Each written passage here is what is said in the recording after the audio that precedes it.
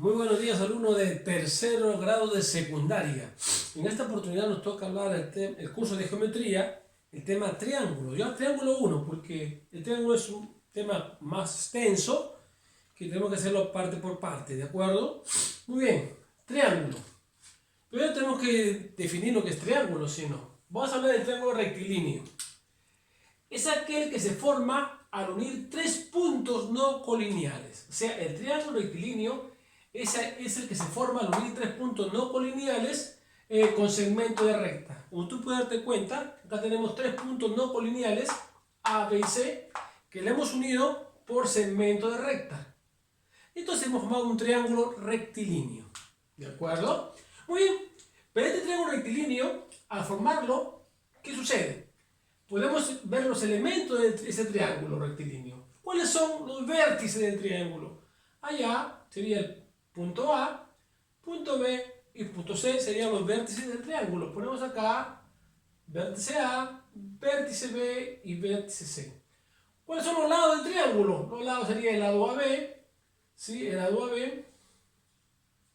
¿Qué más? El lado BC, el lado BC. ¿Y qué más, niños? El lado AC, ¿no? Son los lados del triángulo.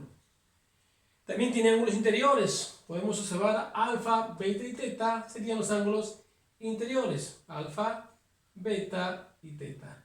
También tiene ángulos exteriores. Tres ángulos exteriores. X, Y y Z. X, Y y Z.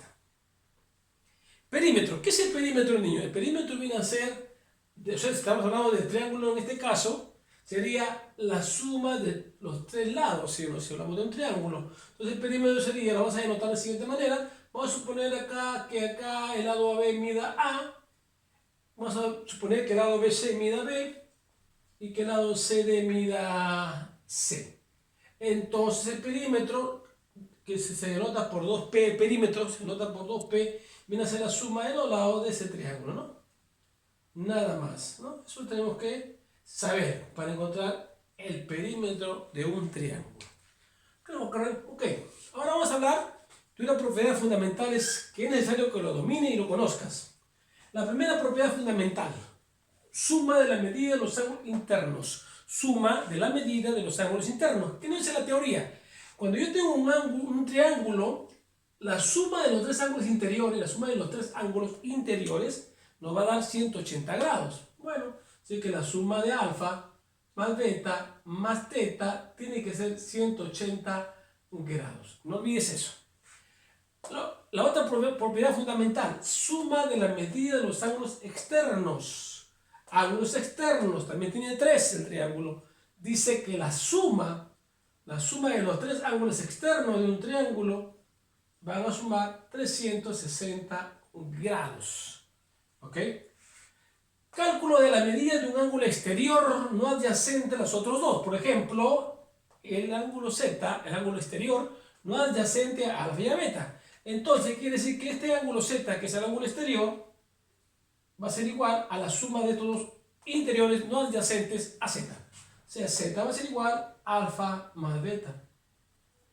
¿Cierto? Muy bien, ahí están las tres propiedades fundamentales de los triángulos. Ahora vamos a ver algo muy interesante, relación de existencia. ¿Cuándo un triángulo existe? Porque no todos no son triángulos. Tenemos que probar si el triángulo en verdad existe, ¿no? Si nos dan una medida, por ejemplo, de tres lados, podemos formar un triángulo. Para comprobarlo tenemos que demostrar esto, ¿no? Que uno de los lados sea mayor o menor que la diferencia de los otros dos y que la suma de esos dos. Y si tomo como referencia el B tiene que ser mayor que la diferencia de los otros dos y menor que la suma de los otros dos. Y si tomo referencia C tiene que ser mayor que la diferencia de A con B y menor que la suma de A con B. ¿Cierto? Así. ¿Ok? Esto es importante. Relación de existencia de los triángulos. Para terminar, propiedades adicionales. Todo esto de acá vamos a poner en práctica nuestros ejercicios que yo les voy a mandar.